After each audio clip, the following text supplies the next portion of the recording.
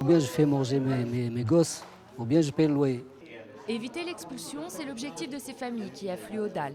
L'association tente de les aider, mais il est souvent trop tard. Il y en a pour beaucoup qui pensent qu'ils vont pouvoir trouver une solution, mais les solutions, ça ne se trouve pas miraculeusement. Didier, sa femme et ses 2 enfants vivent dans 8 mètres carrés.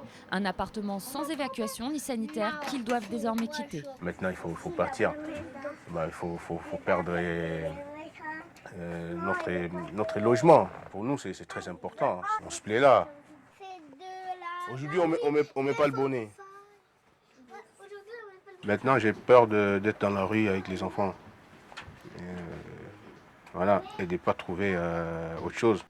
Si le nouveau propriétaire veut éviter un drame et demande l'expulsion, les voisins, eux, s'organisent. Au pied de son immeuble, Didier est aidé par l'une d'entre elles. Hélène, membre du collectif créé, suit de près le dossier de Didier, mais elle se sent souvent impuissante. Il nous est arrivé quand c'était des immeubles entiers d'être en bas et il y avait la police, mais on peut pas intervenir. Il ne faut pas intervenir d'ailleurs. Nous ne pouvons pas intervenir. Là, on essaye d'intervenir en amont, mais c'est hier que ça a commencé. Et on vit vraiment à chaque minute inquiet. On n'est pas très fort. En face, les propriétaires estiment être dans leur bon droit. C'est souvent des gens pour qui ça constitue un complément de retraite indispensable.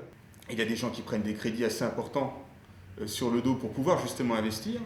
Donc effectivement, souvent les propriétaires sont dans des situations sociales beaucoup plus difficiles que les locataires qu'ils essayent d'expulser.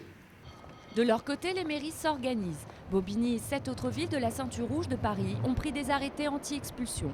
Des arrêtés illégaux remis en cause chaque année par l'État.